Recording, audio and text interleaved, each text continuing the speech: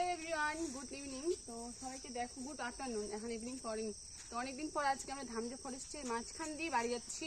তো আমরা এই রাস্তা দিয়ে কম চলাফেরা করি, এই যে হাই রোড দিয়ে মেন রাস্তা দিয়ে চলাফেরা করি। তো অনেকদিন পর আমি আর ভাই মিলে ভাবলাম যে দুজনে অনেকদিন পরে আজকে ফরেস্টে আমাদেরকে দেখাবো, তার জন্যই চলে আসছে। তো দেখা ভাই ফরেস্টটা, এই দেখো এই দেখো কত জঙ্গল, এই দেখো কত জঙ্গল।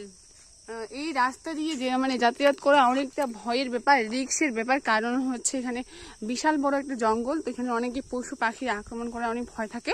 তো অবশ্য এখনো পর্যন্ত কোনো ক্ষতি করেনি, তো বাই চান্স বলা যায় না। দেখো কত ঘন জঙ্গল, তো জঙ্গলের মধ্যে অনেক কিছু জন্তু থাকতেই পারে নাকি, পশু পাখি। তো কে ক্ষতি করবে, কখন হঠাৎ করে কে করা যায় তো বলা মানে বড় কথা তো বলা যায় না।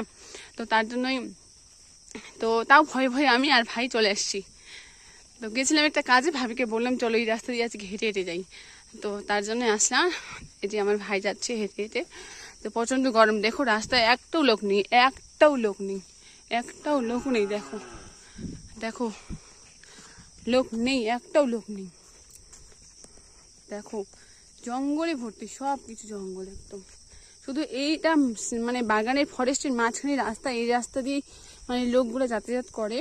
তো অবশ্য আমাদের এই ধামজা ফরেস্টে মানে আমার ফেসবুক বন্ধুদের বলছি, অবশ্যই যারা হচ্ছে আমাদের ধামজা ফরেস্টে দেখেনি তার জন্য এই ভিডিওটি। আর আশেপাশে বন্ধুগুলো তো সবাই ঘুরছে, কারণ এখানে অনেক